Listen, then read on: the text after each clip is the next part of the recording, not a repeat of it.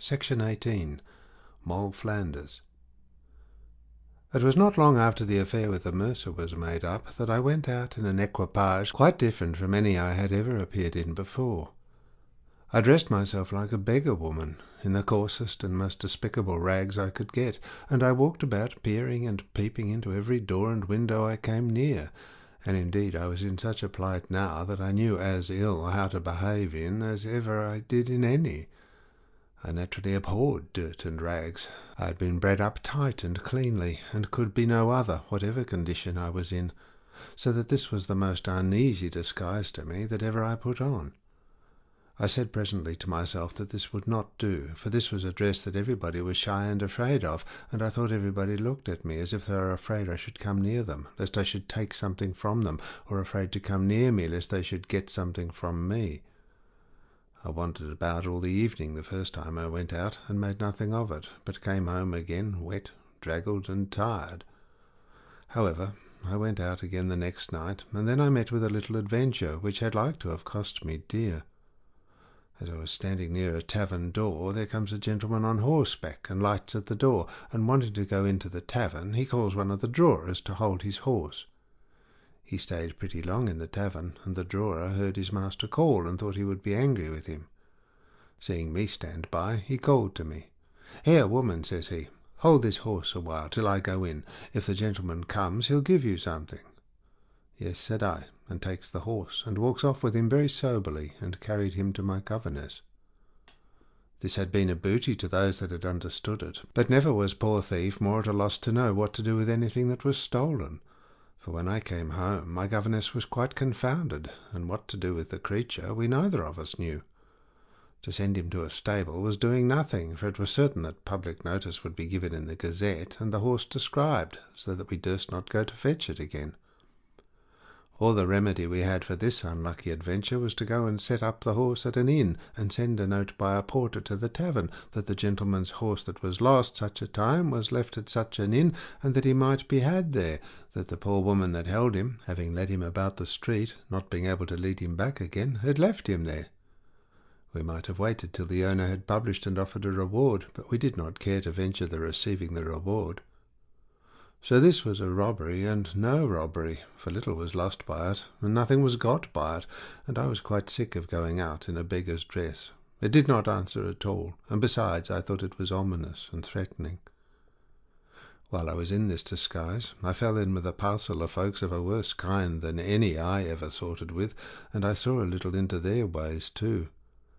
These were coiners of money, and they made some very good offers to me as to profit, but the part they would have had me embarked in was the most dangerous part. I mean that of the very working the die, as they called it, which, had I been taken, had been certain death, and that at the stake. I say, to be burnt to death at a stake, so that though I was to appearance but a beggar, and they promised mountains of gold and silver to me in gage, yet it would not do. It is true, if I had been really a beggar, or had been desperate, as when I began, I might perhaps have closed with it, for what care they to die that can't tell how to live? But at present this was not my condition. At least I was for no such terrible risks as those. Besides, the very thoughts of being burnt at a stake struck terror into my very soul, chilled my blood, and gave me the vapours to such a degree as I could not think of it without trembling.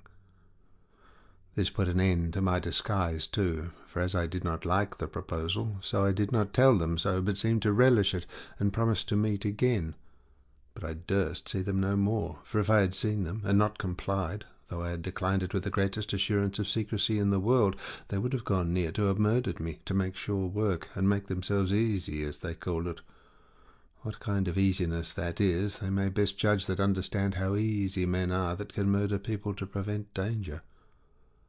This and horse-stealing were things quite out of my way, and I might easily resolve I would have no more to say to them. My business seemed to lie another way, and though it had hazard enough in it too, yet it was more suitable to me, and what had more of art to it, and more room to escape, and more chances for a coming off if a surprise should happen. I had several proposals made also to me about that time to come into a gang of housebreakers, but that was a thing I had no mind to venture at neither, any more than I had at the coining trade. I offered to go along with 2 men and a woman that made it their business to get into houses by stratagem, and with them I was willing enough to venture. But there were 3 of them already, and they did not care to part, nor I to have too many in a gang, so I did not close with them, but declined them, and they paid dear for their next attempt. But at length I met with a woman that had often told me what adventures she had made, and with success at the waterside, and I closed with her, and we drove out on our business pretty well. One day we came among some Dutch people at St. Catherine's, where we went on pretence to buy goods that were privately got on shore. I was 2 or 3 times in a house where we saw a good quantity of prohibited goods, and my companion once brought away 3 pieces of Dutch black silk that turned to good account, and I had my share of it. But in all the journeys I made by myself I could not get an opportunity to do anything, so I laid it aside, for I had been so often that they began to suspect something, and were so shy that I saw nothing was to be done. This balked me a little, and I resolved to push at something or other, for I was not used to come back so often without purchase. So the next day I dressed myself up fine, and took a walk to the other end of the town. I passed through the Exchange in the Strand, but had no notion of finding anything to do there, when on a sudden I saw a great cluttering in the place, and all the people, shopkeepers as well as others, standing up and staring.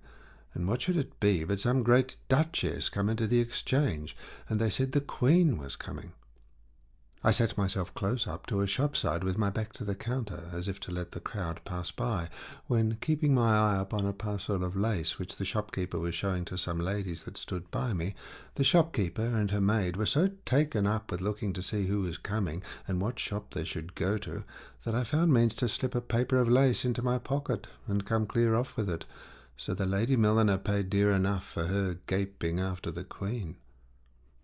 I went off from the shop as if driven along by the throng, and mingling myself with the crowd, went out at the other door of the Exchange, and so got away before they missed their lace. And because I would not be followed, I called a coach and shut myself up in it. I had scarce shut the coach doors up, but I saw the milliner's maid and 5 or 6 more coming running out into the street, and crying out as if they were frightened. They did not cry, "Stop thief," because nobody ran away, but I could hear the word "robbed" and "lace" 2 or 3 times, and saw the wench wringing her hands and run staring to and fro like one scared. The coachman that had taken me up was getting up into the box, but was not quite up, so that the horse had not begun to move, so that I was terrible uneasy, and I took the packet of lace and laid it ready to have dropped it out at the flap of the coach, which opens before, just behind the coachman. But to my great satisfaction, in less than a minute the coach began to move, that is to say, as soon as the coachman had got up and spoken to his horses. So he drove away without any interruption, and I brought off my purchase, which was worth near £20. The next day I dressed up again, but in quite different clothes, and walked the same way again, but nothing offered till I came into St. James's Park, where I saw abundance of fine ladies in the park, walking in the Mole, and amongst the rest there was a little miss, a young lady of about 12 or 13 years old, and she had a sister, as I suppose it was, with her, that might be about 9 years old. I observed the biggest had a fine gold watch on, and a good necklace of pearl, and they had a footman in livery with them. But as it is not usual for the footman to go behind the ladies in the Mall, so I observed the footman stopped at their going into the Mall, and the biggest of the sisters spoke to him, which I perceived was to bid him to be just there when they came back. When I heard her dismiss the footman, I stepped up to him and asked him what little lady that was, and held a little chat with him about what a pretty child it was with her, and how genteel and well carried the lady, the eldest, would be. How womanish and how grave, and the fool of a fellow told me presently who she was, that she was Sir Thomas Blank's eldest daughter of Essex, and that she was a great fortune, that her mother was not come to town yet, but she was with Sir William Blank's lady of Suffolk at her lodgings in Suffolk Street, and a great deal more, that they had a maid and a woman to wait on them, besides Sir Thomas's coach, the coachman, and himself, and that the young lady was governess to the whole family, as well here as at home too, and in short told me abundance of things enough for my business. I was very well dressed, and had my gold watch as well as she, so I left the footman, and I puts myself in a rank with this young lady, having stayed till she had taken one double turn in the Mall, and was going forward again. By and by I saluted her by her name, with the title of Lady Betty. I asked her when she heard from her father, when my lady, her mother, would be in town, and how she did. I talked so familiarly to her of a whole family that she could not suspect but that I knew them all intimately. I asked her why she would come abroad without Mrs. Chime with her, that was the name of her woman, to take of Mrs. Judith, that was her sister. Then I entered into a long chat with her about her sister, what a fine little lady she was, and asked her if she had learned French, and 1,000 such little things to entertain her, when on a sudden we saw the guards come, and the crowd ran to see the king go by to the Parliament House. The ladies ran all to the side of the Moll, and I helped my lady to stand upon the edge of the boards on the side of the Moll, that she might be high enough to see, and took the little one and lifted her quite up, during which I took care to convey the gold watch so clean away from Lady Betty that she never felt it nor missed it, till all the crowd was gone, and she was gotten into the middle of the Moll among the other ladies. I took my leave of her in the very crowd, and said to her, as if in haste, "Dear Lady Betty, take care of your little sister." And so the crowd did, as it were, thrust me away from her, and that I was obliged unwillingly to take my leave. The hurry in such cases is immediately over, and the place clear as soon as the king is gone by.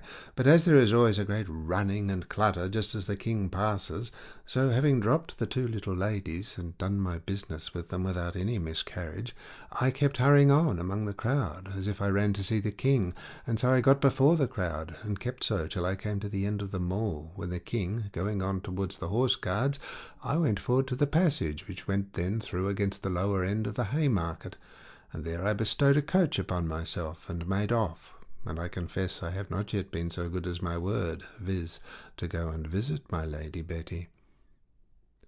I once was of the mind to venture staying with Lady Betty till she missed the watch, and so have made a great outcry about it with her, and have got her into the coach, and put myself in the coach with her, and have gone home with her, for she appeared so fond of me, and so perfectly deceived by my so readily talking with her of all her relations and family, that I thought it was very easy to push the thing farther, and to have got at least the necklace of pearl.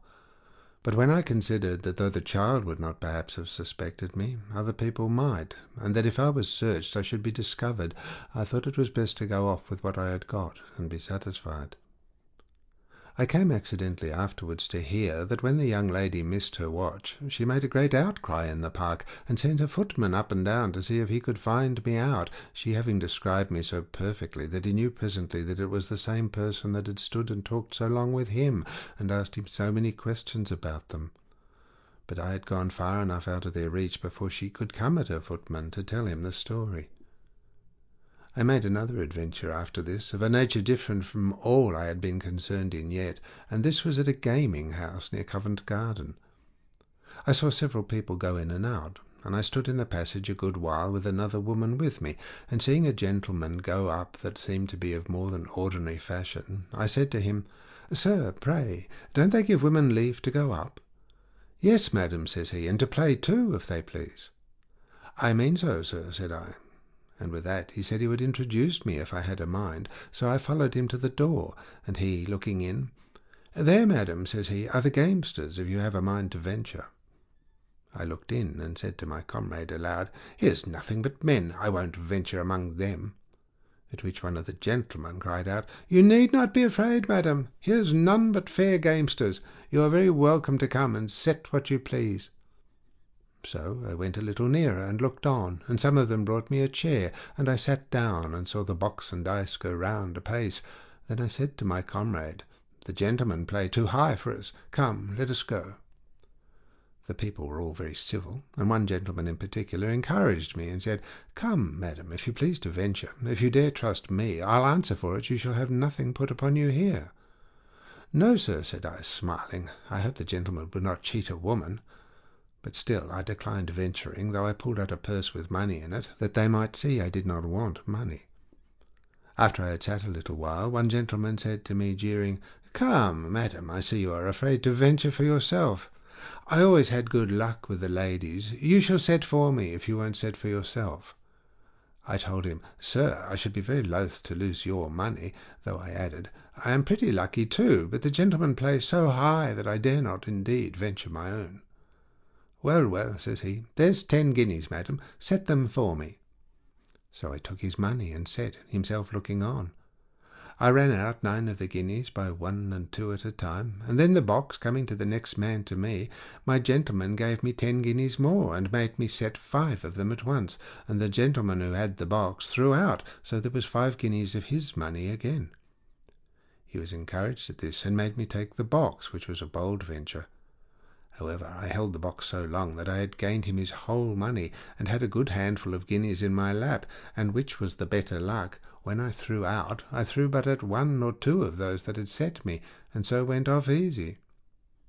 When I was come this length, I offered the gentleman all the gold, for it was his own, and so would have had him play for himself, pretending I did not understand the game well enough.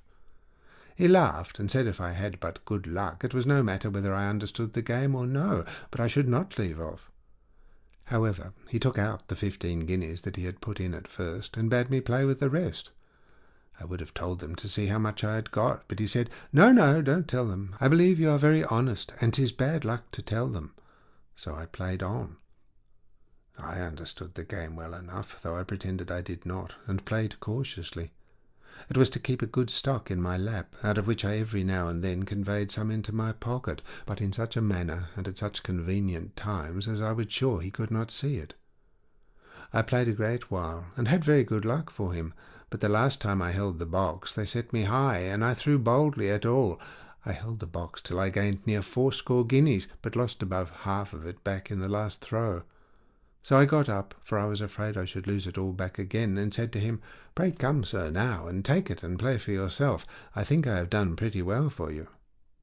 He would have had me play on, but it grew late, and I desired to be excused. When I gave it up to him, I told him I hoped he would give me leave to tell it now, that I might see what I had gained, and how lucky I had been for him. When I told him there were 63 guineas.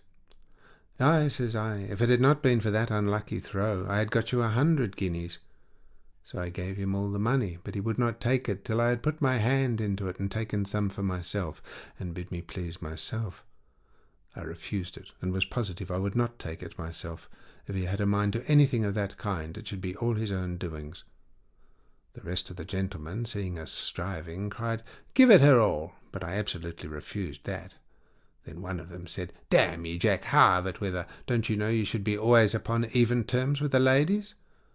So, in short, he divided it with me, and I brought away 30 guineas, besides about 43 which I had stole privately, which I was sorry for afterwards, because he was so generous. Thus I brought home 73 guineas, and let my old governess see what good luck I had at play. However, it was her advice that I should not venture again, and I took her counsel, for I never went there any more, for I knew as well as she, if the itch of play came in, I might soon lose that and all the rest of what I had got. Fortune had smiled upon me to that degree, and I had thriven so much, and my governess too, for she always had a share with me, that really the old gentlewoman began to talk of leaving off while we were well, and being satisfied with what we had got. But I know not what fate guided me. I was as backward to it now as she was when I proposed it to her before, and so in an ill hour we gave over the thoughts of it for the present, and, in a word, I grew more hardened and audacious than ever, and the success I had made my name as famous as any thief of any sort ever had been at Newgate or in the Old Bailey. I had sometime taken the liberty to play the same game over again, which is not according to practice, which, however, succeeded not amiss, but generally I took up new figures, and contrived to appear in new shapes every time I went abroad.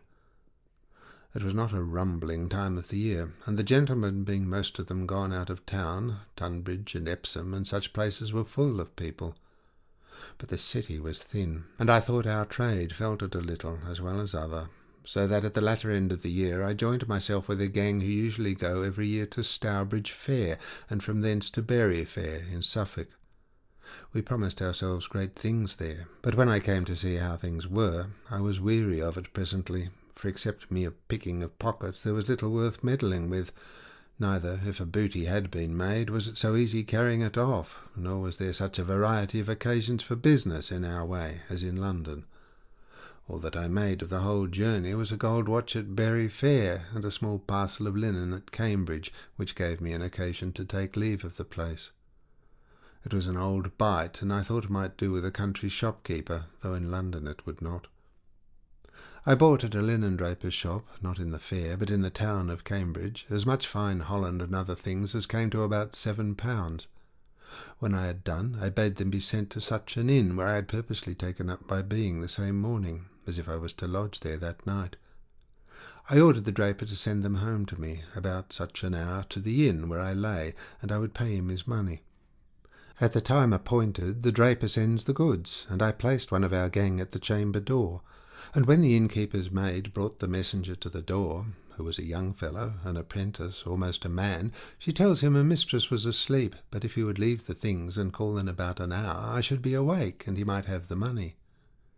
He left the parcel very readily, and goes his way, and in about half an hour my maid and I walked off, and that very evening I hired a horse and a man to ride before me, and went to Newmarket, and from thence got my passage in a coach that was not quite full to St. Edmund's Bury, where, as I told you, I could make but little of my trade, only at a little country opera house made a shift to carry off a gold watch from a lady's side, who was not only intolerably merry, but, as I thought, a little fuddled, which made my work much easier.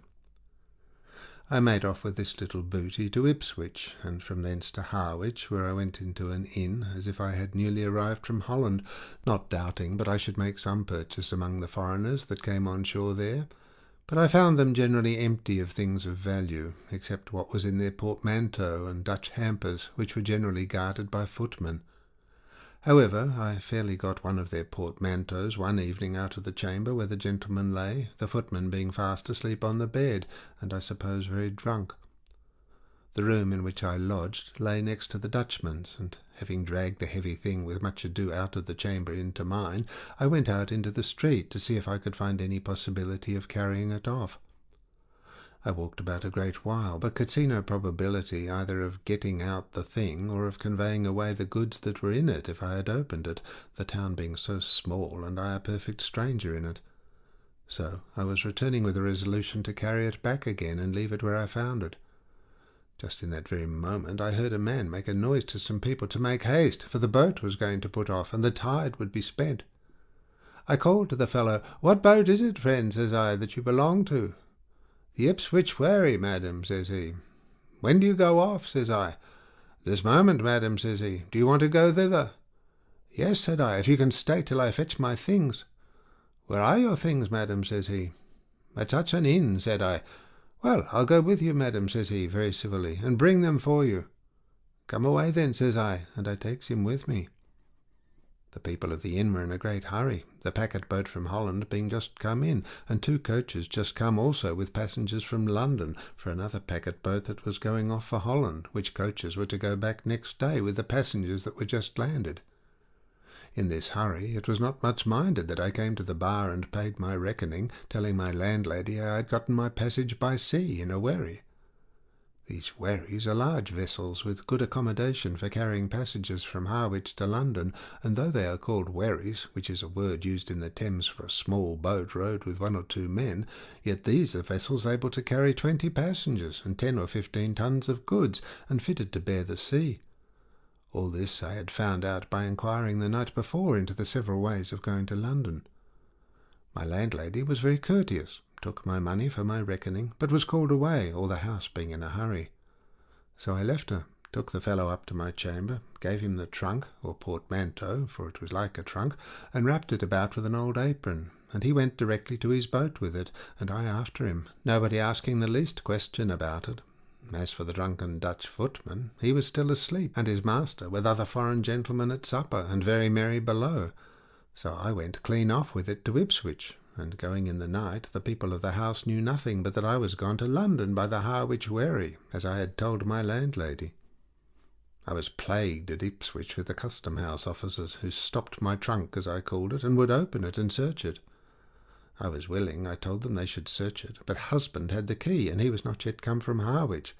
This I said, that if upon searching it they should find all the things be such as properly belonged to a man rather than a woman, it should not seem strange to them. However, they being positive to open the trunk, I consented to have it be broken open, that is to say, to have the lock taken off, which was not difficult. They found nothing for their turn, for the trunk had been searched before, but they discovered several things very much to my satisfaction, as particularly a parcel of money in French pistoles, and some Dutch ducatoons, or rix dollars, and the rest was chiefly 2 periwigs, wearing linen, and razors, washballs, perfumes, and other useful things necessary for a gentleman, which all passed for my husband's, and so I was quit to them. It was now very early in the morning, and not light, and I knew not well what course to take, for I made no doubt but I should be pursued in the morning, and perhaps be taken with the things about me. So I resolved upon taking new measures. I went publicly to an inn in the town with my trunk, as I called it, and having taken the substance out, I did not think the lumber of it worth my concern. However, I gave it to the landlady of the house, with a charge to take great care of it, and lay it up safe till I should come again, and away I walked into the street. When I was got into the town, a great way from the inn, I met with an ancient woman who had just opened her door, and I fell into chat with her, and asked her a great many wild questions of things all remote to my purpose and design. But in my discourse I found by her how the town was situated, that I was in a street that went out towards Hadley, but that such a street went towards the waterside, such a street towards Colchester, and so the London road lay there. I had soon my ends of this old woman, for I only wanted to know which was the London road, and away I walked as fast as I could.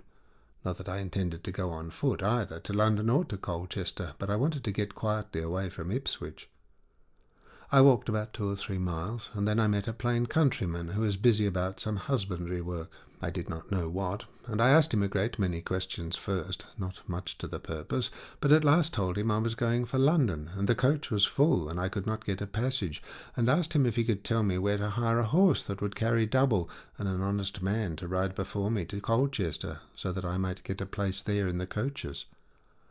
The honest clown looked earnestly at me, and said nothing for above half a minute, when, scratching his poll, "A horse, you say, and to Colchester, to carry double?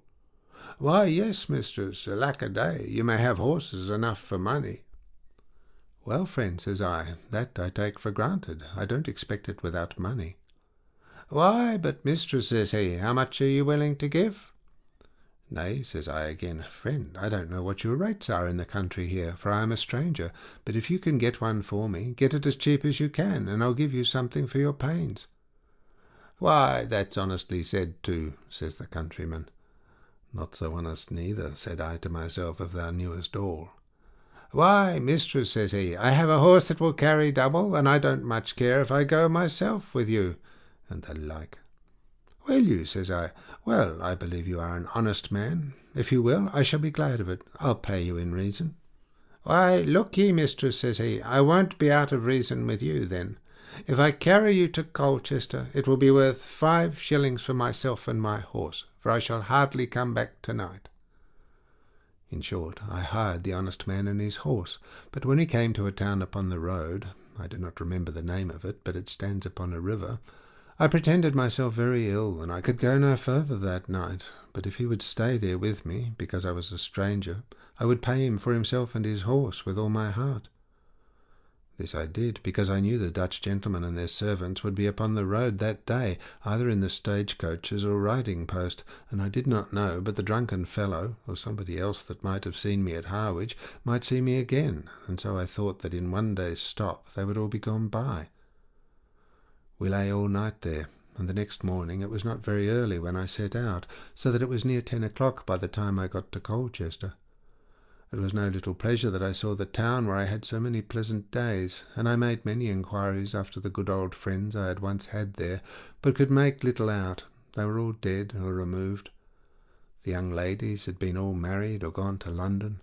The old gentleman and the old lady that had been my early benefactress all dead, and which troubled me most, the young gentleman, my first lover, and afterwards my brother-in-law, was dead, but 2 sons, men grown, were left of him, but they too were transplanted to London.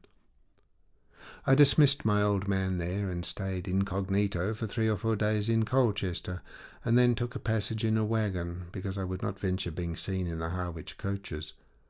But I needed not to have used so much caution, for there was nobody in Harwich but the woman of the house could have known me, Nor was it rational to think that she, considering the hurry she was in, and that she never saw me but once, and that by the candlelight, should have ever discovered me. Section 19. Moll Flanders. I was now returned to London, and though by the accident of the last adventure I got something considerable, yet I was not fond of any more country rambles, nor should I have ventured abroad again if I had carried the trade on to the end of my days. I gave my governess a history of my travels. She liked the Harwich journey well enough, and in discoursing of these things between ourselves, she observed that a thief being a creature that watches the advantage of other people's mistakes, 'tis impossible but that to one that is vigilant and industrious many opportunities must happen, and therefore she thought that one so exquisitely keen in the trade as I was would scarcely fail of something extraordinary wherever I went. On the other hand, every branch of my story, if duly considered, may be useful to honest people, and afford a due caution to people of some sort or other to guard against the like surprise, and to have their eyes about them when they do have to do with strangers of any kind, for it is very seldom that some snare or other is not in their way. The moral, indeed, of all my history is left to be gathered by the senses and judgment of the reader. I am not qualified to preach to them. Let the experience of one creature, completely wicked and completely miserable, be a storehouse of useful warning to those that read. I am now drawing towards a new variety of the scenes of life. Upon my return, being hardened by a long race of crime and success unparalleled, at least in the reach of my own knowledge, I had, as I have said, no thoughts of laying down a trade which, if I was to judge by the example of other, must, however, end at last in misery and sorrow. It was on the Christmas day following, in the evening, that, to finish a long train of wickedness, I went abroad to see what might offer in my way, when going by a working silversmith's in Foster Lane, I saw a tempting bait indeed, and not be resisted by one of my occupation, for the shop had nobody in it, as I could see, and a great deal of loose plate lay in the window, and at the seat of the man, who usually, as I suppose, worked at one side of the shop. I went boldly in, and was just going to lay my hand upon a piece of plate, and might have done it, and carried it clear off, for any care that the men who belonged to the shop had taken of it, but an officious fellow in a house, not a shop, on the other side of the way, seeing me go in, and observing that there was nobody in the shop, comes running over the street and into the shop, and without asking me what I was or who, seizes upon me, and cries out for the people of the house. I had not, as I said above, touched anything in the shop, and seeing a glimpse of somebody running over to the shop, I had so much presence of mind as to knock very hard with my foot on the floor of the house, and was just calling out too, when the fellow laid hands on me. However, as I had always most courage when I was in most danger, so when the fellow laid hands on me, I stood very high upon it, that I came in to buy 6 of silver spoons, and to my good fortune it was a silversmith's that sold plate as well as worked plate for other shops. The fellow laughed at that part, and put such a value upon the service that he had done his neighbour, that he would have it be that I came not to buy but to steal, and raising a great crowd. I said to the master of the shop, who by this time was fetched home from some neighbouring place, that it was in vain to make noise and enter into talk there of the case. The fellow had insisted that I came to steal, and he must prove it, and I desired we might go before a magistrate without any more words, for I began to see I should be too hard for the man that had seized me. The master and mistress of the shop were really not so violent as the man from t'other side of way, and the man said, "Mistress, you might come into the shop with a good design, for aught I know, but it seemed a dangerous thing for you to come into such a shop as mine is, when you see nobody there, and I cannot do justice to my neighbour, who was so kind to me, as not to acknowledge he had reason on his side, though, upon the whole, I do not find you attempted to take anything, and I really know not what to do with it." I pressed him to go before a magistrate with me, and if anything could be proved on me that was like a design of robbery, I should willingly submit, but if not, I expected reparation. Just while we were in this debate, and a crowd of people gathered about the door, came by Sir T.B., an alderman of the city, and justice of the peace, and the goldsmith, hearing of it, goes out, and entreated his worship to come in and decide the case. give the goldsmith his due. He told his story with a great deal of justice and moderation, and the fellow that had come over and seized upon me told his with as much heat and foolish passion, which did me good still, rather than harm. It came then to my turn to speak, and I told his worship that I was a stranger in London, being newly come out of the north, that I lodged in such a place, that I was passing this street, and went into the goldsmith's shop to buy 6 of spoons. By great luck I had an old silver spoon in my pocket, which I pulled out, and I told him I had carried that spoon to match it with 6 of new ones, that it might match some I had in the country. That seeing nobody in the shop, I knocked with my foot very hard to make the people hear, and had also called aloud with my voice. 'Tis true there was loose plate in the shop, but that nobody could say I had touched any of it or gone near it. That a fellow came running into the shop out of the street, and laid hands on me in a furious manner in the very moments when I was calling for the people of the house. That if he had really had a mind to have done his neighbour any service, he should have stood at a distance, and silently watched to see whether I had touched anything or no, and then have clapped in upon me and taken me in the fact. That is very true, says Mr. Alderman, and turning to the fellow that stopped me, he asked him if it was true that I knocked with my foot. He said yes, I had knocked, but that might be because of his coming. Nay, says the alderman, taking him short, now you contradict yourself, for just now you said she was in the shop with her back to you, and did not see you till you came upon her. Now it was true that my back was partly to the street, but yet, as my business was of a kind that required me to have my eyes every way, so I really had a glance of him running over, as I said before, though he did not perceive it. After a full hearing, the alderman gave it as his opinion that his neighbour was under a mistake, and that I was innocent, and the goldsmith acquiesced in it too, and his wife, and so I was dismissed. But as I was going to depart, Mr. Alderman said, "But hold, madam, if you are designing to buy spoons, I hope you will not let my friend here lose his custom by the mistake." I readily answered, "No, sir, I'll buy the spoon still, if he can match my odd spoon which I brought for a pattern." And the goldsmith showed me some of the very same fashion.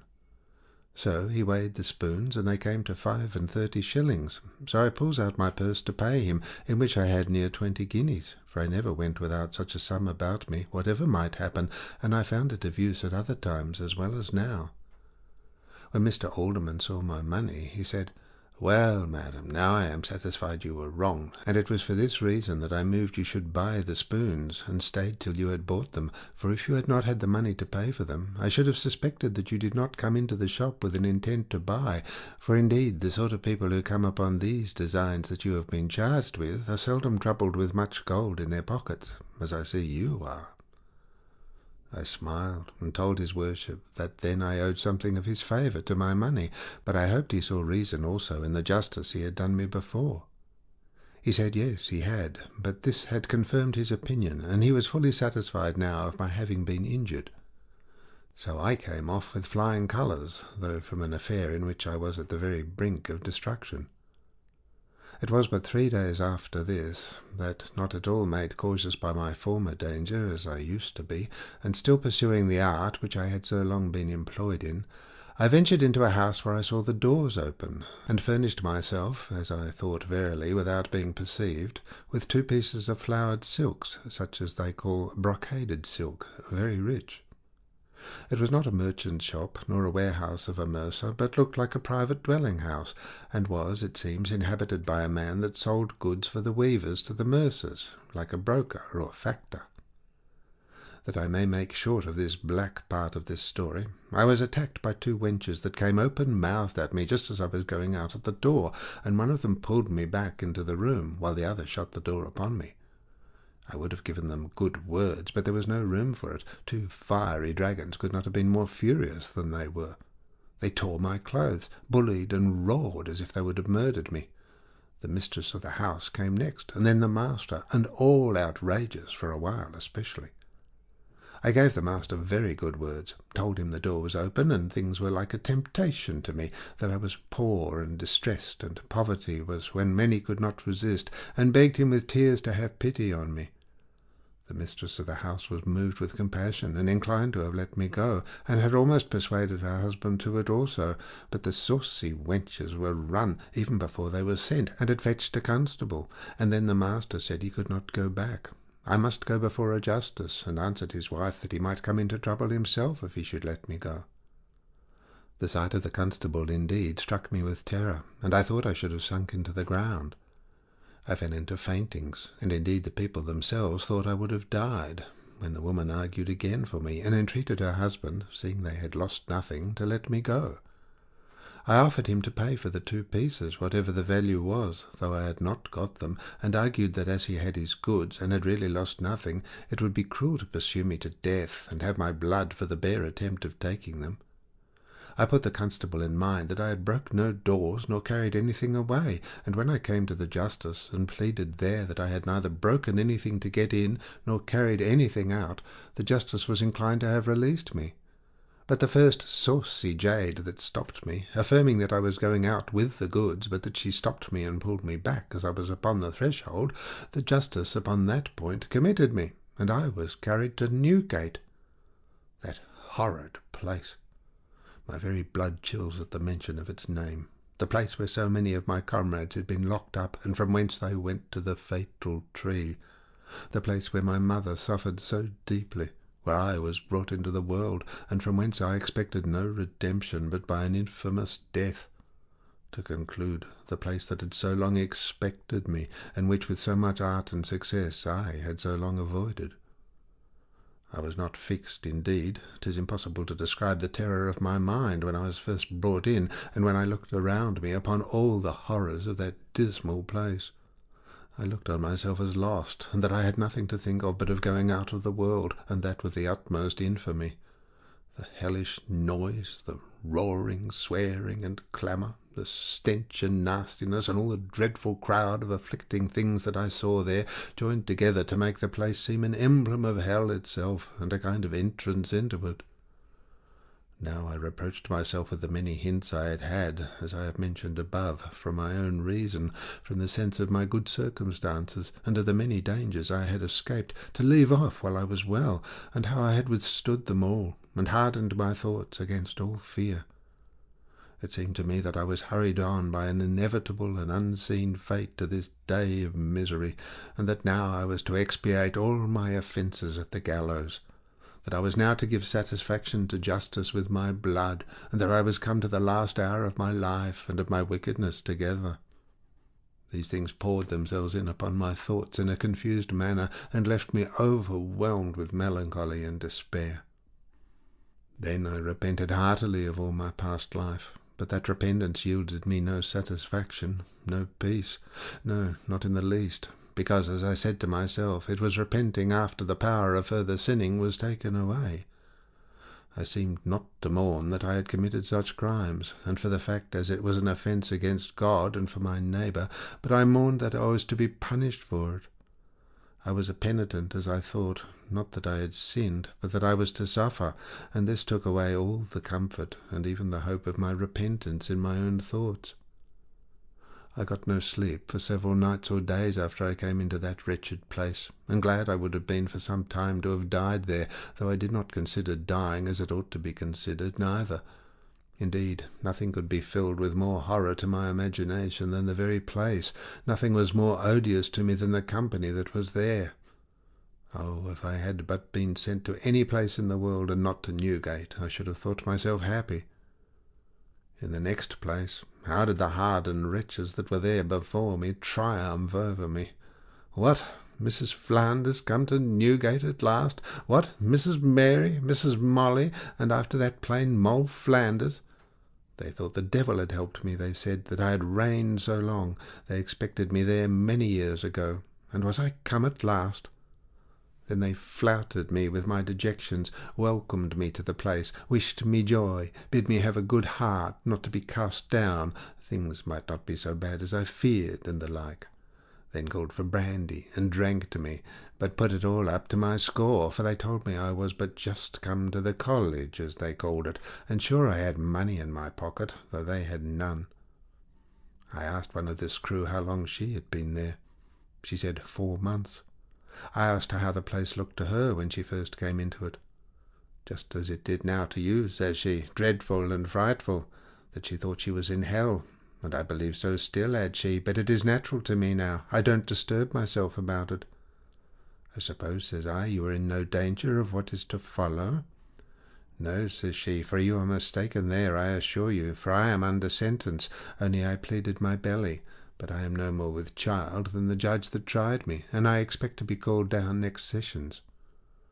This calling down is calling down to their former judgment, when a woman has been respited for her belly, but proves not to be with child, or if she has been with child and has been brought to bed.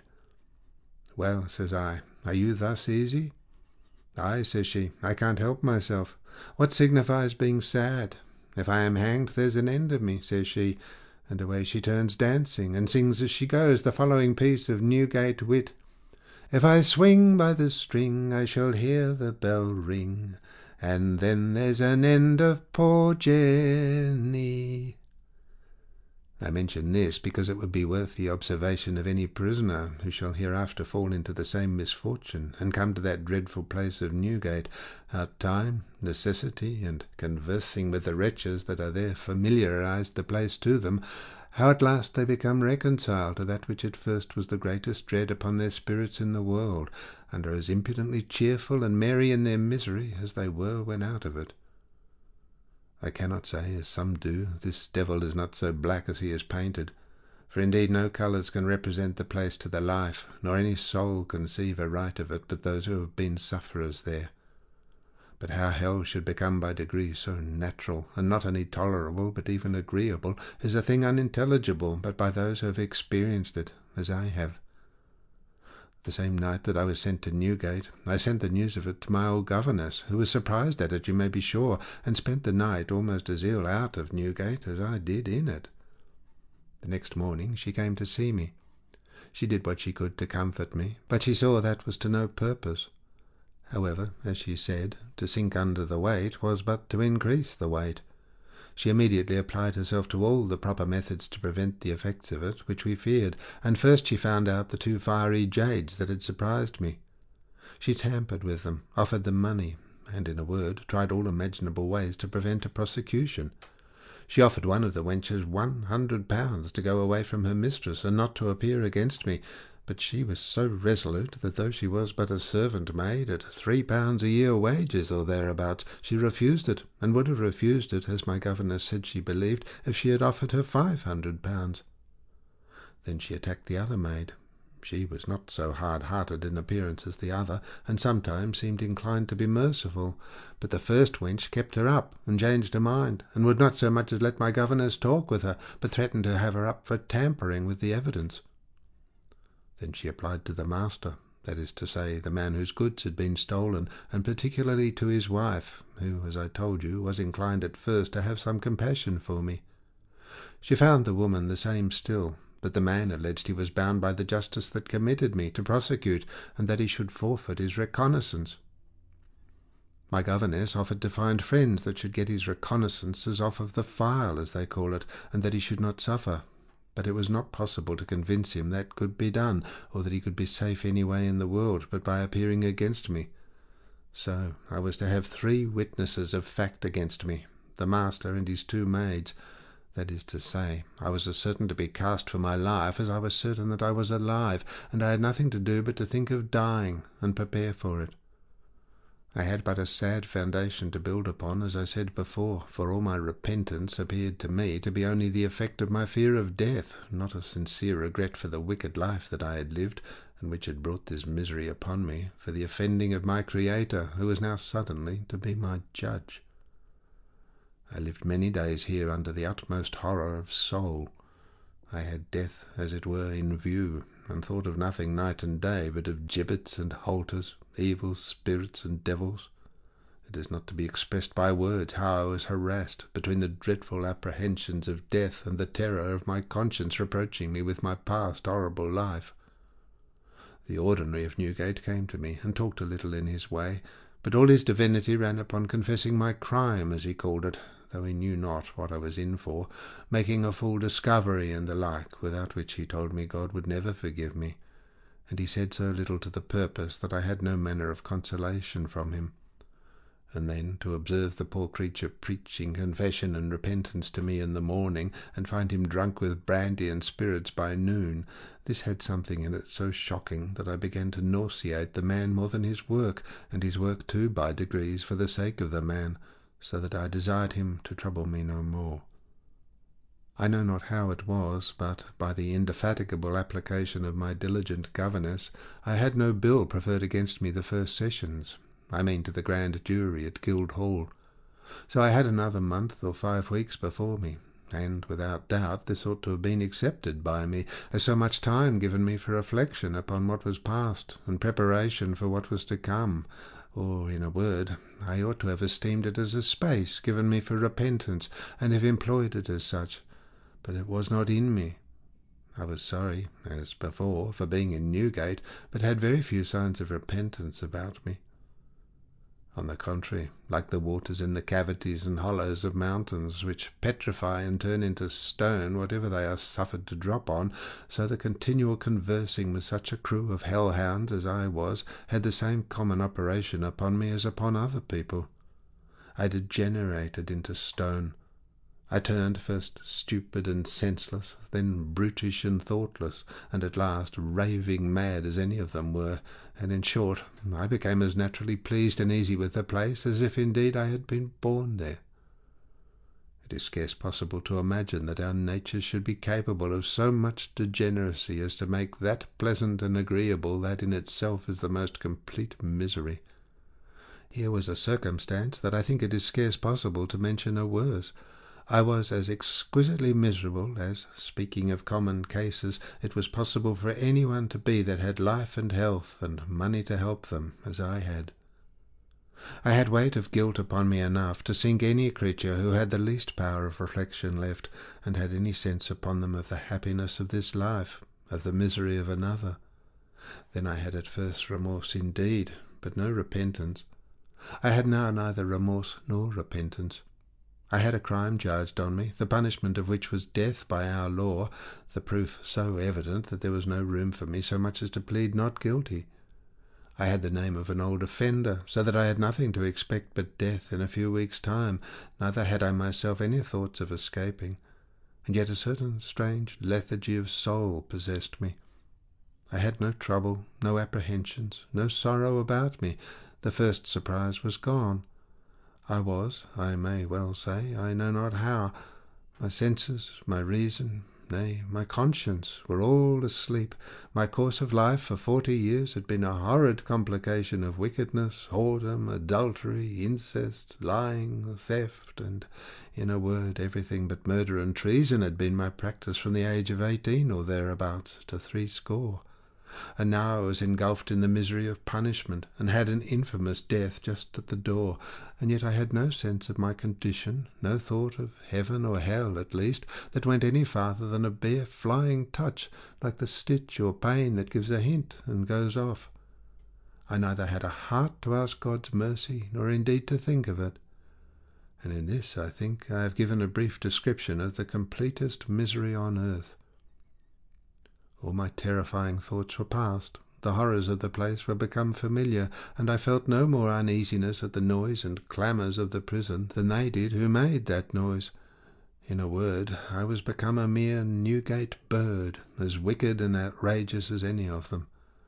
Nay, I scarce retained the habit and custom of good breeding and manners, which all along till now ran through my conversation. So thorough a degeneracy had possessed me, that I was no more the same thing that I had been, than if I had never been otherwise than what I was now. In the middle of this hardened part of my life I had another sudden surprise, which called me back a little to that thing called sorrow, which indeed I began to be past the sense of before. They told me one night that there was brought into the prison, late the night before, 3 highwaymen who had committed robbery somewhere on the road to Windsor, Hounslow Heath, I think it was, and were pursued to Uxbridge by the country, and were taken there after a gallant resistance, in which I know not how many of the country people were wounded, and some killed. It is not to be wondered that we prisoners were all desirous enough to see these brave topping gentlemen that we talked up to be such as their fellows had not been known, and especially because it was said that they would in the morning be removed into the press yard, having given money to the headmaster of the prison, to be allowed the liberty of that better part of the prison. So we that were women placed ourselves in the way, that we would be sure to see them.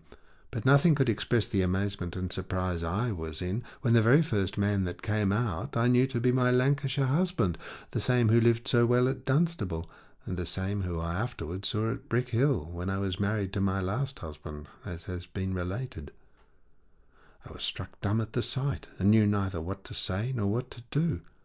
He did not know me, and that was all the present relief I had. I quitted my company, and retired as much as that dreadful place suffers anybody to retire, and I cried vehemently for a great while. Dreadful creature that I am, said I, how many poor people have I made miserable? How many desperate wretches have I sent to the devil? He had told me at Chester he was ruined by that match, and that his fortunes were made desperate on my account, for that thinking I had been a fortune, he was run into debt more than he was able to pay, and that he knew not what course to take. That he would go into the army and carry a musket, or buy a horse and take a tour, as he called it, and though I never told him that I was a fortune, and so did not actually deceive him myself, yet I did encourage the having thought that I was so, and by that means I was the occasion originally of his mischief.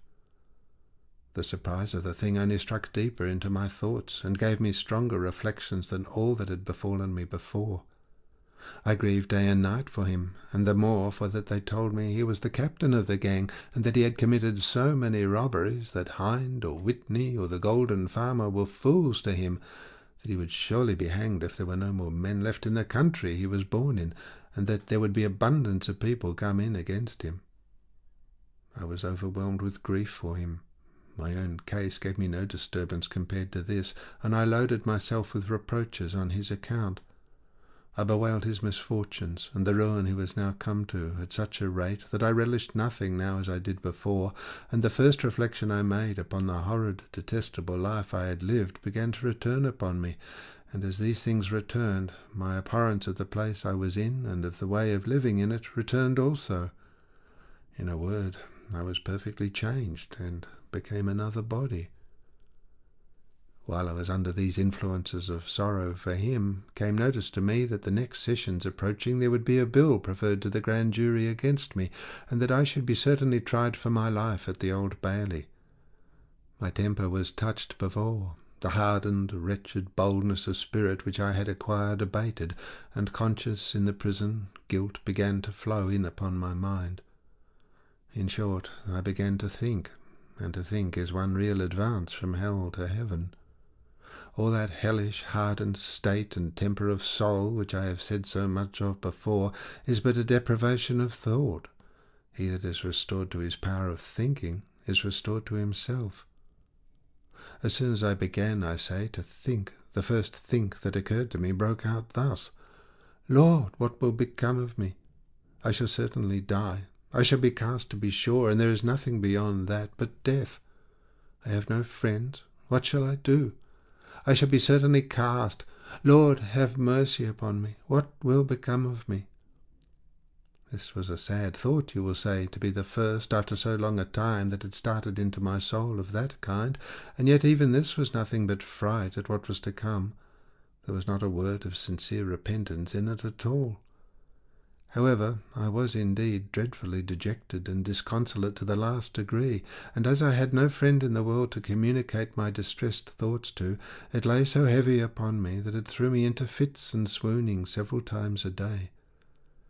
I sent for my old governess, and she, give her a due, acted the part of a true friend. She left no stone unturned to prevent the grand jury finding the bill. She sought out one or two of the jurymen, talked with them, and endeavoured to possess them with favourable dispositions, on account that nothing was taken away, and no house broken, etc. But all would not do. They were overruled by the rest. The two wenches swore home to the fact, and the jury found the bill against me for robbery and housebreaking, that is, for felony and burglary. I sunk down when they brought me news of it, and after I came to myself again, I thought I should have died with the weight of it. My governess acted a true mother to me. She pitied me, she cried with me and for me, but she could not help me. And to add to the terror of it, 'twas the discourse all over the house that I should die for it. I could hear them talk it among themselves very often, and see them shake their heads, and say they were sorry for it, and the like, as is usual in the place. But still nobody came to tell me their thoughts, till at last one of the keepers came to me privately, and said with a sigh, "Well, Mrs. Flanders, you will be tried on Friday." This was but a Wednesday. "What do you intend to do?" I turned as white as a clout, and said, "God knows what I shall do. For my part, I know not what to do." "Why," says he, "I won't flatter you. I would have you prepare for death, for I doubt you will be cast, and as they say, you are an old offender. I doubt you will find but little mercy. They say," added he, "your case is very plain, and that the witnesses swear so home against you there will be no standing it." This was a stab into the very victuals of one under such a burthen as I was oppressed with before, and I could not speak to him a word, good or bad, for a great while. But at last I burst out into tears, and said to him, "Lord, Mr. what must I do?" "Do," says he, "send for the ordinary, send for a minister and talk with him. For indeed, Mrs. Flanders, unless you have very good friends, you are no woman for this world." This was plain dealing indeed, but it was very harsh to me, at least I thought it so. He left me in the greatest confusion imaginable, and all that night I lay awake. And now I began to say my prayers, which I had scarce done before since my last husband's death, or from a little while after. And truly I may well call it saying my prayers, for I was in such a confusion, and had such a horror upon my mind, that though I cried and repeated several times the ordinary expression of "Lord, have mercy upon me," I never brought myself to any sense of my being a miserable sinner, as indeed I was, and of confessing my sins to God, and begging pardon for the sake of Jesus Christ. I was overwhelmed with the sense of my condition, being tried for my life, and being sure to be condemned, and then I was as sure to be executed. And on this account I cried out all night, "Lord, what will become of me? Lord, what shall I do? Lord, I shall be hanged. Lord, have mercy upon me," and the like. My poor afflicted governess was now as much concerned as I, and a great deal more truly penitent, though she had no prospect of being brought to trial and sentence. Not but that she deserved it as much as I, and so she said herself, but she had not done anything herself for many years, other than receiving what I and others stole, and encouraging us to steal it. But she cried and took on like a distracted body, wringing her hands and crying out that she was undone, that she believed there was a curse from heaven upon her, that she should be damned, that she should be damned, that she had been the destruction of all her friends, that she had brought such a one and such a one and such a one to the gallows, and there she reckoned up 10 or 11 people, some of which I had given account of, that came to untimely ends, and that now she was the occasion of my ruin, for she had persuaded me to go on when I would have left off. I interrupted her then. "No, mother, no," said I, "don't speak of that, for you would have had me left off when I got the mercer's money again, and when I came home from Harwich, and I would not hearken to you. Therefore you would not have been to blame. It is only I have ruined myself. I have brought myself to this misery." And thus we spent many hours together. Well, there was no remedy. The prosecution went on, and on the Thursday I was carried down to the Sessions House, where I was arraigned, as they called it, and the next day I was appointed to be tried. At the arraignment I pleaded not guilty, and well I might, for I was indicted for felony and burglary, that is, for feloniously stealing 2 pieces of brocaded silk, value £46, the goods of Anthony Johnson, and for breaking open his doors, whereas I knew very well they could not pretend to prove I had broken up the doors, or so much as lifted up a latch. On the Friday I was brought to my trial. I had exhausted my spirits with crying for 2 or 3 days before, so that I slept better the Thursday night than I expected, and had more courage for my trial than indeed I thought possible for me to have. When the trial began, the indictment was read. I would have spoke, but they told me the witnesses must be heard first, and then I should have time to be heard. The witnesses were the two wenches, a couple of hard-mouthed jades indeed, for though the thing was truth in the main, yet they aggravated it to the utmost extremity, and swore I had the goods wholly in my possession, that I had hid them among my clothes, that I was going off with them, that I had one foot over the threshold when they discovered themselves, and then I put t'other over, and that I was quite out of the house in the street with the goods before they took hold of me, and then they seized me and brought me back again, and they took the goods upon me. The fact in general was all true, but I believe, and insisted upon it, that they stopped me before I had set my foot clear of the threshold of the house. But that did not argue much, for certain it was that I had taken the goods, and I was bringing them away if I had not been taken. But I pleaded that I had stole nothing, they had lost nothing, that the door was open, and I went in, seeing the goods lie there, and with a design to buy. If, seeing nobody in the house, I had taken any of them up into my hand, it could not be concluded that I intended to steal them, for that I never carried them farther than the door to look on them with the better light. The court would not allow that by any means, and made a kind of a jest of my intending to buy the goods, that being no shop for the selling of anything, and as to carrying them to the door to look at them, the maids made their impudent mocks upon that, and spent their wit upon it very much. Told the court I had looked at them sufficiently, and approved them very well, for I had packed them up under my clothes, and was a-going with them. In short, I was found guilty of felony, but acquitted of the burglary, which was but small comfort to me, the first bringing me to a sentence of death, and the last would have done no more. The next day I was carried down to receive the dreadful sentence, and when they came to ask me what I had to say why sentence should not pass, I stood mute a while, but somebody that stood behind me prompted me aloud to speak to the judges, for that they could represent things favourably for me. This encouraged me to speak, and I told them I had nothing to say to stop the sentence, but that I had much to say to bespeak the mercy of the court, that I hoped they would allow something in such a case for the circumstances of it, that I had broken no doors, had carried nothing off, that nobody had lost anything, that the person whose goods they were was pleased to say he desired mercy might be shown, which indeed he very honestly did, that at the worst it was the first offence, and that I had never been before any court of justice before, and, in a word, I spoke with more courage than I thought I could have done, and in such a moving tone, and though with tears, yet not so many tears as to obstruct my speech, that I could see it moved others to tears that hurt me. The judges sat grave and mute, gave me an easy hearing, and time to say all that I would, but, saying neither yes nor no to it, pronounced the sentence of death upon me, a sentence that was to me like death itself, which, after it was read, confounded me. I had no more spirit left in me.